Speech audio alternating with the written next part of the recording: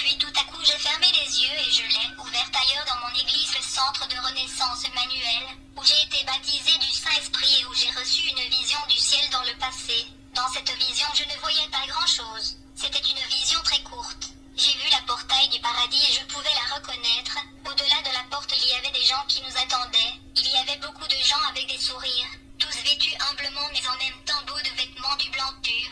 Ils se tenaient sur les rives de la rivière de cristal. Ils nous avaient apporté de beaux cadeaux pour nous donner, et ils nous ont accueillis. C'était merveilleux. Soudain, j'ai été transporté à un endroit où j'ai vu un temple, mais pas comme le temple qui se trouve actuellement en Israël. Je me souviens quand je suis allé là-bas, j'ai vu le dôme du rocher. Quand tu vas en Israël en vacances, vous serez emmené au musée, et dans le musée il y a un modèle du temple. Il y a aussi un modèle minuscule d'une ville, qui montre comment Israël était dans les temps anciens et dans le temps de Christ. Et le temple que j'ai vu dans le ciel était le même modèle et semblable au temple que j'ai vu là. C'était un temple avec un mur rectangulaire. Dans le royaume des cieux, j'ai vu la porte du temple céleste, où vous pouviez entrer et avoir accès. Tout en observant ce tabernacle céleste, j'ai vu un trône à côté de la porte du temple, où était assis le Seigneur Jésus-Christ. Ce n'était plus Christ qui pleurait comme je l'ai vu dans l'enlèvement, mais il souriait. Il était habillé très joliment. Comme la porte du temple était ouverte, j'ai regardé derrière lui. Il y avait une vue panoramique de la partie intérieure du temple. Je pouvais voir qu'il y avait un feu qui brûlait comme un flambeau et montait dans le ciel. C'était un feu qui s'embrasait, mais au milieu de ce feu était l'arche de l'Alliance, et elle tournait d'un endroit à l'autre, comme si elle faisait un cercle. Un peu plus loin dans la cour intérieure il y avait un autre trône, et il y avait l'ancien que j'ai vu à l'extérieur de la maison de mes parents, qui était Dieu le Père. Une fois que j'entre dans le temple, je me suis approché du trône de Dieu, et j'ai commencé à pleurer. Il me dit, tu dois profiter de la présence de l'agneau, profiter de la présence de celui qui est l'agneau. Vous avez tout ce que vous avez voulu, réjouissez-vous ici. Et quand il dit ces choses, j'ai commencé à courir dans la joie dans la cour du temple. L'atmosphère dans le temple céleste était si délicieuse. Il n'y avait pas de chaleur, c'était un climat parfait, ni froid ni chaud. Il y avait cet ancien qui m'avait accompagné dans mes visions qui était Dieu lui-même. Et j'ai vu que toute la multitude qui entrait dans le temple est tombée devant lui et disait, au Père et à l'agneau qui a été immolé, la gloire et la louange pour le siècle de siècles. Quand ces gens adoraient l'agneau et glorifiaient le Père sur le trône, il y avait de la musique et de la danse dans le temple. Et les gens commençaient à danser, et nous commencions à nous amuser. C'était comme si nous étions à une fête, comme nous célébrions tous. Là-haut dans le tabernacle céleste, j'ai vu le Christ, qui était encore assis sur son trône applaudir.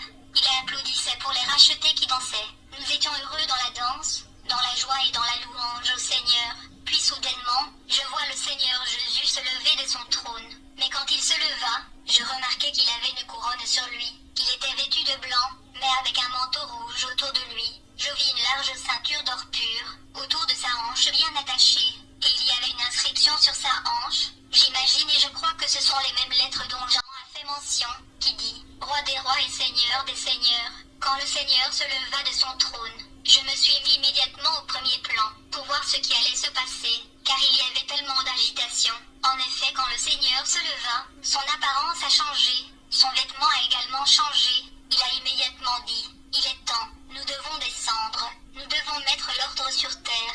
Il dit à la multitude de saints, tous ceux qui souhaitent venir, vous pouvez le faire. Ceux qui ne peuvent pas peuvent rester ici. Je me souviens avoir vu la multitude des anges célestes et le chrétien qui avait vaincu, grimpant sur des sortes de véhicules célestes, mais ce n'étaient pas des voitures, c'étaient des chars et des chevaux. Je me souviens qu'ils montaient dans une sorte de voiture avec des chevaux, mais ce n'étaient pas de voitures comme celles que nous avons ici sur Terre. Ils étaient un type de planche à roulettes rondes. Ces chars célestes étaient colorés avec le feu. Je veux dire, quand vous brûlez un fer à haute température jusqu'à ce qu'il est devenu rouge et orangé. Donc le feu était la couleur de ces chariots célestes ou chars de lumière. Il est écrit, comme ils marchaient ensemble et parlaient ensemble. Soudain un char de feu et des chevaux de feu apparurent et les séparèrent, et Élie monta au ciel dans un tourbillon. Ces chars du royaume de cieux semblaient ardents et vivants. Ces chars célestes étaient colorés avec une couleur semblable à un fer brûlant qui était devenu orange rougeâtre. Grâce à la grande compréhension que j'avais, je savais qu'une fois que vous grimpez au sommet de ce char de feu, il était guidé par votre volonté et votre esprit. Si vous vouliez aller à une direction donnée, vous n'avez qu'à y penser. J'ai vu des milliers des anges saints et les chrétiens vainqueurs monter ce chariot céleste de feu. Les hôtes du ciel chevauchaient ces chars de lumière à travers leur esprit. Je veux dire, le véhicule céleste était guidé par l'esprit et la volonté de chaque cavalier. Ce char et chariot de feu obéissait à la volonté du cavalier. Si ce dernier voulait accélérer, le char exécutait sa volonté. S'il voulait aller dans une direction donnée, il suffisait de penser à cela. Par conséquent, ces machines allaient dans la direction désirée immédiatement. Alors j'ai vu comment nous avons commencé à descendre du royaume des cieux. Comme il est écrit, puis je vis le ciel ouvert, et voici, parut un cheval blanc. Celui qui le montait s'appelle fidèle et véritable. Il juge et combat avec justice. Ses yeux étaient comme une flamme de feu. Sur sa tête étaient plusieurs diadèmes. Il avait un nom écrit que personne ne connaît, si ce n'est lui-même alors que nous descendions. En une fraction de seconde, nous sommes entrés dans l'atmosphère terrestre. Quand nous avons atterri, j'ai vu Jésus-Christ marcher sur le mont des Oliviers. Il est dit dans l'Écriture, comme ils avaient les regards fixés vers le ciel pendant qu'ils s'en allaient, voici, deux hommes vêtus de blanc leur apparurent, et dirent, Hommes galiléens, pourquoi vous arrêtez-vous à regarder au ciel? Ce Jésus, qui a été enlevé au ciel du milieu de vous, viendra de la même manière que vous l'avez vu allant au ciel. Puis ils sont retournés à Jérusalem du mont des Oliviers qui est près de la ville. Bien-aimés, j'étais dans cette montagne lors de ma visite en Israël. Et donc quand Jésus a commencé à marcher sur le sol, la terre a commencé à trembler. Il faut dire que quand nous sommes descendus à la terre, il y avait une odeur de putréfaction, comme s'il y avait un animal mort ou des chairs mortes. Il sentait beaucoup de sang. À vrai dire, il y avait beaucoup de gens qui étaient morts en dehors d'Israël. Autour de la ville fortifiée, il y avait beaucoup de cadavres. Ils ne pouvaient pas être comptés. Alors que le Seigneur marchait sur le sol, la terre tremblait. Soudain, je commençais à voir que les tombes partout dans le monde se désintégraient, et les gens quittaient leurs tombes. Je me demandais qui étaient ces gens. Je ne savais pas pourquoi ils sont sortis de ces tombes. J'ai vu les morts sortir de leurs tombes et rejoindre le Seigneur. Comme nous le suivions tous, nous nous dirigions vers Israël, précisément le mont du Temple. Quand j'étais en Israël, je remarquai que lorsque vous entrez dans le dôme, il y a une porte qui est scellée, qui est la porte qui est juste en face de la montagne. On croit que lorsque le Messie viendra, lui seul sera en mesure de rentrer. Bien sûr, il n'y a pas de barrière pour le Christ. De l'endroit où la porte était jusqu'à l'endroit où se trouvait le mont des Oliviers, il y a une petite vallée. Une petite vallée où poussaient des oliveraies, et il y avait beaucoup d'herbes qui poussaient là. Comme j'observais le Seigneur descendant avec la multitude, dès que le Seigneur se mit à marcher sur le sol, la terre tremblait. À ce moment, j'ai vu l'Antéchrist debout sur cette petite vallée. Chaque pas du Seigneur sur cette terre était accompagné de tremblements de terre et de secousses. Tandis que le Seigneur avançait vers le dôme, l'Antéchrist se tenait là dans la vallée. Le fils de la perdition qui se tenait sur la vallée était accompagné d'une autre entité, qui était un être très différent. Cette entité debout à côté de l'Antéchrist était un être d'une puissance immense, mais pas comme celui de Dieu, parce que Dieu respire la paix, la tranquillité. Ceci était l'époque la plus horrible pour l'humanité. Il y avait de l'agitation partout. Je ne pouvais pas comprendre ce qui se passait. Je ne pouvais pas savoir d'où venaient les deux entités horribles. Et ce qu'elles faisaient là dans la vallée, ils étaient débordés quand ils ont vu Jésus-Christ. Ils étaient impuissants et désespérés. J'ai vu le Seigneur Jésus-Christ marcher et s'est tenu devant la porte du dôme. Je regardais la porte qui s'effondra devant le Seigneur. Et l'agneau de Dieu est passé. Il a continué à marcher sur le chemin du dôme. Quand j'ai vu ces choses, j'ai commencé à remercier Dieu, parce que le temple était déjà récupéré. Mais j'ai également remercié Dieu parce que Jésus-Christ était sur la terre pour rétablir l'ordre. Puis soudainement, j'ai vu une entité forte descendre d'en haut. Il était un ange de puissance. Au moment où cet ange puissant descendait, j'ai vu celui qui était avec l'Antéchrist. Ce puissant ange qui était à côté de l'Antéchrist se mit à changer son apparence. Il n'était plus inspiré par la peur, non.